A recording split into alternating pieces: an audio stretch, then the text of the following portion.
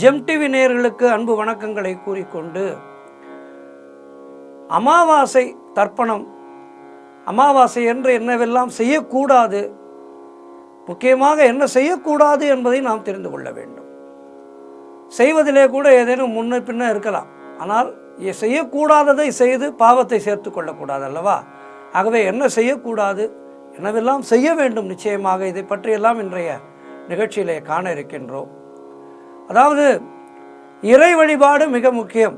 அதேபோல் முன்னோர் கடன், நீத்தார் கடன் தீர்ப்பது, இது ரொம்ப ரொம்ப முக்கியமானது. நம்மை வாழ வைத்த நம்முடைய இல்லத்து பெரியவர்கள், அம்மாவோ அப்பாவோ தாத்தா, இவர்களெல்லாம் இந்த அமாவாசை தினத்திலிருந்து நம்முடைய இல்லம் தேடி வருவார்கள். அவர்களுக்கு தாகம் இருக்கும். அந்த தாகத்துக்கு தண்ணீர் கொடுக்கின்ற நாள்தான் தர்ப்பணம் மூலமாக, எள் மூலமாக நாம் அந்த தீர்த்தத்தை அவர்களிடம் சேர்க்கின்றோம். அவர்களுடைய தாகத்தை தீர்ப்பது இந்த நாம் செய்கின்ற தர்ப்பண நீர் தான். ஒரு 20 நிமிட நேரம்தான் இந்த அமாவாசை தர்ப்பணம் என்பது.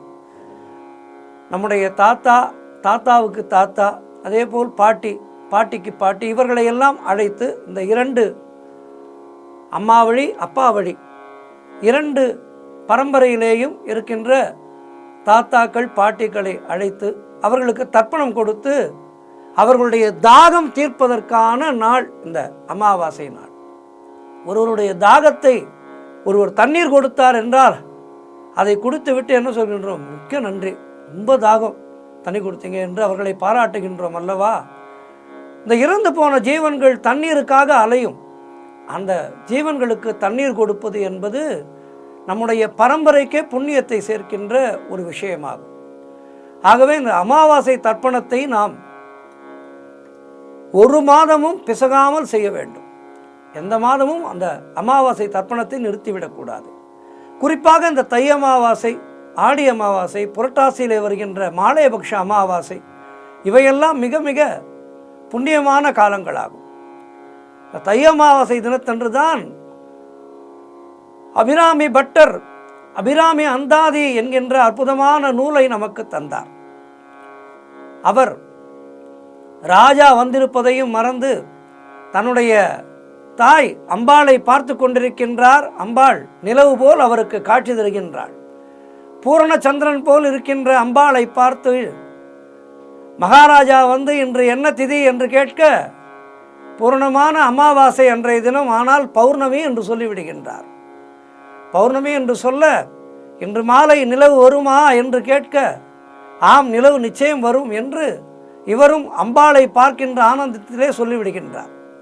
ஆனால் அன்றைய தினம் அமாவாசை, எப்படி நிலவு வரும் என்று மற்றவர்கள் பிரமித்து நிற்க, அபிராமி பட்டருக்கு மிகப்பெரிய தண்டனையை வழங்குவதற்காக அவரை கட்டி வைத்து விடுகின்றார்கள். 100 கயிறுகளால் அவரை கட்டுகின்றார்கள். இவர் அபிராமி அந்தாதியை பாட பாட அந்த 100 கயிறுகளும் தானாக அவிழ்ந்து மகாராஜாவுக்கு அபிராமி பட்டர், சுப்பிரமணியம் என்பது அவருடைய பெயர், அபிராமி பட்டருடைய பெருமைகளை அம்பாள் சொன்ன நாள் இந்த நாள். அபிராமி பட்டருக்காக தன்னுடைய காதில் இருந்த தாடங்கத்தை கழற்றி வீசி பௌர்ணமியாக காட்டி தன்னுடைய பக்தன் எப்படிப்பட்டவன் என்பதை உலகுக்கு உணர்த்தி அபிராமி அந்தாதி என்கின்ற அற்புதமான அந்த பொக்கிஷம் நமக்கெல்லாம் கிடைத்த நாள் இன்றைய நாள். ஆகவே இது மிக மிக அற்புதமான அமாவாசை இன்றைய நாள். இன்றைய நாளிலே நாம் என்னவெல்லாம் செய்ய வேண்டும் என்றால், இந்த அமாவாசை தினத்தன்று பிரம்ம முகூர்த்தத்திலே எழுந்திருக்க வேண்டும். தேவர்களுக்கு பொழுது விடிய தொடங்குகின்ற மாதம் இந்த தை மாதம். இதை உத்தராயண காலத்தின் துவக்கம் என்று சொல்வார்கள். சூரிய பகவான் தந்தை வழி உறவுகளுக்கு காரணமான கிரகம் என்பதால் இந்த அமாவாசை என்று முன்னோர்களுக்கு தர்ப்பணம் கொடுக்கும் போது சூரிய பகவானை சாட்சியாக வைத்து கொடுக்க வேண்டும் என்பதுதான் நியதி.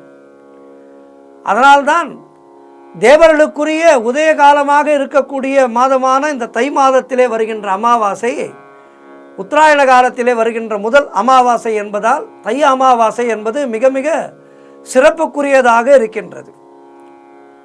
இந்த தை அமாவாசைக்கு எத்தனையோ மேலும் பல சிறப்புகள் உண்டு. இந்த தை அமாவாசையானது இந்த வருடம் ஜனவரி மாதம் 29ஆம் தேதி புதன்கிழமை வருகின்றது. காலை 8 மணிக்கு பிறகு தர்ப்பணம் செய்ய வேண்டும். மாலை வரை பூர்ண அமாவாசை இருக்கின்றது. ஆகவே இந்த தர்ப்பணத்தை முறையாக செய்து அந்த தர்ப்பணம் செய்து வைக்கின்ற அந்த புரோகிதருக்கு தட்சிணைகள் அளித்து அவரையும் சந்தோஷப்படுத்தி, நம்முடைய முன்னோர்கள் இதன் மூலம் சந்தோஷம் அடைகின்றார்கள். முன்னோர்கள் சந்தோஷம் அடைகின்ற போது அவர்கள் நம்முடைய சந்ததியை வாழ்த்துகின்றார்கள். அவர்களுடைய வாழ்த்தானது நம்மை மேலும் சிறப்பாக வாழ வைக்க உதவுகின்றது. நம்முடைய பரம்பரையை சிறப்பாக வாழ வைக்க உதவுகின்றது. அதேபோல் இந்த காசி, கயா இந்த இடங்களிலே தர்ப்பணம் செய்வது என்பது மிக மிக சிறப்பானதாகும். கயாவிலே பெருமாளை சாட்சியாக வைத்து நாம் பிண்ட தர்ப்பணம் செய்கின்றோம். ஆகவே இந்த காசி, கயா இந்த இடங்களுக்கு ஒரு முறை சென்று அங்கே தர்ப்பணம் செய்து அங்கே தர்ப்பணம் செய்ய வேண்டும். முன்னோர்களுக்கு காசியிலும் கயாவிலும் தர்ப்பணம் செய்வது என்பது மிக மிக ஒரு உன்னதமான ஒரு நிலையாகும். அவர்களுக்கு அது நேரடியாக சென்று அடையும். காசியிலே தர்ப்பணம் செய்தால் வாழ்நாள் முழுக்க அவர்களுக்கு தர்ப்பணம் செய்த புண்ணியம் நமக்கு வந்து சேரும். சூரிய பகவானை சாட்சியாக வைத்து இந்த தர்ப்பணத்தை நாம் செய்கின்றோம். சூரிய பகவான் என்பவர் நம் கண்களுக்கு தெரிகின்ற தெய்வம். ஆகவேதான் அவரை வைத்து நாம் இந்த தர்ப்பணங்களை கொடுக்கின்றோம். சூரிய பகவானே, இன்றைய நாளிலே, இன்றைய திதியிலே, இந்த நேரத்திலே நான் என்னுடைய தகப்பனாருக்கும் தாயாருக்கும் என்னுடைய பாட்டனாருக்கும் பாட்டிக்கும் முப்பாட்டனாருக்கும் பாட்டிக்கும் நான் தர்ப்பணத்தை கொடுக்கின்றேன். அவர்களிடத்திலே இவற்றை நீ கொண்டு போய் சேர்ப்பாயாக என்று சூரிய பகவானை முன்னிறுத்தி அவருடைய சாட்சியை வைத்து கொண்டு நாம் இந்த தர்ப்பணங்களை செய்கின்றோம். அமாவாசை தினத்திலே நாம் என்ன செய்யக்கூடாது என்றால், முகசவரம் செய்யக்கூடாது, தலைமுடி வெட்டி கொள்ளக்கூடாது, அதேபோல் நகம் வெட்டுவது போன்ற செயல்களை இன்றைய நாளிலே செய்யக்கூடாது. அசைவம் உண்ணக்கூடாது. அசைவம் உண்ட பாத்திரத்திலே கூட அன்றைய தினத்திலே சமைக்கக்கூடாது. அதேபோல் வெங்காயம், பூண்டு போன்ற காய்கறிகளை இன்றைய நாளிலே சேர்க்கக்கூடாது. வாழைக்காய் இவைகளைத்தான் சேர்த்து சமைக்க வேண்டும். பெரும்பாலும் அன்றைய நாளிலே வெளியிலே உணவு உட்கொள்வதை தவிர்க்க வேண்டும். இப்படி இவற்றையெல்லாம் செய்து இந்த அமாவாசை தர்ப்பணத்தை நாம் பக்தியோடு முன்னோர்களை நினைத்து செய்தால் நமக்கு சிவபெருமானின் அருள் மட்டுமல்லாமல் மகாவிஷ்ணு, பிரம்மதேவன் மற்றும் 33 கோடி தேவர்களுடைய ஆசீர்வாதமும் நமக்கு கிடைக்கும் என்பது உறுதி. ஆகவே இந்த அமாவாசை தர்ப்பணத்தை முறையாக செய்து முன்னோர்களுடைய ஆசீர்களை பெற்று நாமும் நம்முடைய குடும்பமும் சிறப்பாக வாழ்வதற்கு நல்ல வழியை தேடிக்கொள்வோம். எப்போதுமே முன்னோர்களுக்கு செய்ய வேண்டிய கடன்களை செய்யாமல் நாம் எவ்வளவுதான் இறைவனை கும்பிட்டாலும் இறைவருள் நமக்கு கிடைக்காது. முன்னோர்களுடைய அருள் இருந்தால்தான் இறையருள் நமக்கு கை கொடுக்கும். ஆகவே இந்த அமாவாசை தர்ப்பணத்தை முறையாக செய்து இறையருளை பெற்று நலமாக வாழ்வதற்கு என்ன வழி என்பதை பற்றி நாம் பார்க்கலாம். இந்த அமாவாசை தினத்தன்று நாம் நிறைய பேருடைய இல்லங்களிலே ஒரு தவறை செய்கின்றார்கள். என்னவென்றால், அன்றைய நாளிலே கோலம் போடக்கூடாது. அதேபோல் இறைவனுக்கு, அதாவது பூஜை அறையிலே விளக்கேற்றுவதற்கு என்பது கூடாது. காலையிலே தர்ப்பணம் எல்லாம் முடித்துவிட்டு அதன் பின்புதான் சுவாமிக்கான காரியங்களை நாம் செய்ய வேண்டும். அமாவாசை தினத்தன்று முதலிலே முன்னோர்களுக்கான கடன்களை முடித்துவிட்டு தர்ப்பணம் கொடுப்பது, அவர்களுக்கான பூஜைகளை முதலிலே செய்துவிட்டு அதன் பிறகுதான் இறைவனுக்கான பூஜைகளை நாம் செய்ய வேண்டும். விளக்கேற்றி வழிபடுவது என்பதே தர்ப்பணம் முடிந்த பிறகுதான், முன்னோர்களை திருப்தியாக அவர்களை அனுப்பி வைத்துவிட்டு அதன் பிறகுதான் நாம் வீட்டிலே விளக்கேற்றி இறைவனை அழைக்க வேண்டும். ஆகவே இதனை நாம் கவனமாக செய்ய வேண்டும். என்னவென்றால் பூஜை அறையிலேயே பெரும்பாலோர் இந்த முன்னோர்களுடைய படங்களை வைத்திருக்கின்றார்கள். அது தவறு. முன்னோர்களை தனியாக வைக்க வேண்டும். அவர்களுக்கு தனியாக இடம் கொடுத்து இல்லத்திலே அவர்களுக்கான படங்களை வைத்து அவர்களுக்கு தர்ப்பணங்களை செய்து அவர்களுக்கு விளக்கேற்றி படையல் போட்டுவிட்டு அதன் பிறகுதான் பூஜை அறையிலே உள்ள விளக்கை ஏற்ற வேண்டும். சுவாமி படங்களையும் முன்னோர்களுடைய படங்களையும் ஒரே இடத்திலே வைக்கக்கூடாது. அதேபோல் நல்லெண்ணெயிலே தீபங்கள் ஏற்றி அவர்கள் மோட்சகதியை அடைய வேண்டும் என்று வேண்டிக் கொண்டு விளக்கேற்ற வேண்டும். கோவிலுக்கு சென்று முன்னோர்களுக்காக பிரார்த்தனை செய்து கொள்ள வேண்டும். முன்னோர்களுடைய படங்களுக்கு முன்பு தனியாக ஒரு விளக்கை ஏற்றி அதிலே நல்லெண்ணெய் போட்டு பஞ்சத்திரி போட்டு விளக்கேற்ற வேண்டும். ஆகவே இவற்றை முறையாக செய்ய வேண்டும். இவற்றை முறையாக செய்தால் இந்த அமாவாசை தர்ப்பணம் என்பது நமக்கு ஒரு நல்ல வழியை காட்டும். நாம் எத்தனையோ செயல்களை செய்கின்றோம்.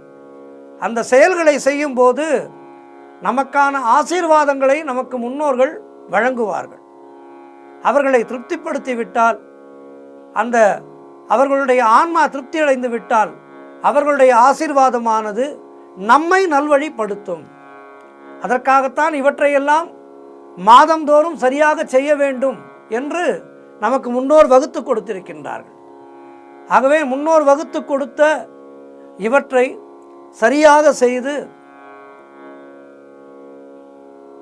இந்த தர்ப்பணம் போன்றவற்றை சரியாக செய்து நாம் வாழ்விலே நல்ல நிலையை அடைய வேண்டும்.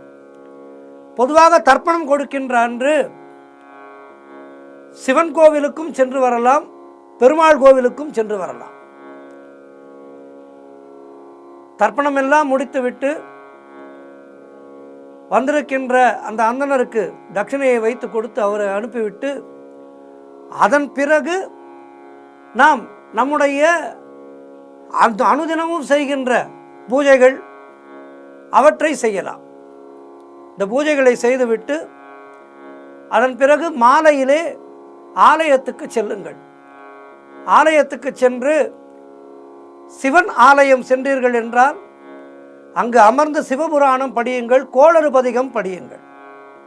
இந்த இரண்டையும் படித்தால் நம்முடைய முன்னோர் கடன் காலையிலே நல்லபடியாக செய்தோம், மாலையிலே இந்த சிவபுராணமும் கோளறு பதிகமும் படித்தால் நம்முடைய கிரகதோஷங்கள் நீங்கும்.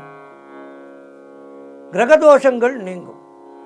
நம்முடைய மன அழுத்தம் என்பது நீங்கும். மன அழுத்தம் நீங்கிவிட்டாலே நாம் செய்கின்ற காரியங்களிலே நம்முடைய இலக்கை நல்லபடியாக அடைய முடியும். ஆகவே இவற்றை படித்து நெய் தீபம் ஏற்ற வேண்டும். நெய் தீபம் ஏற்றி வைத்து வணங்கி வர வேண்டும்.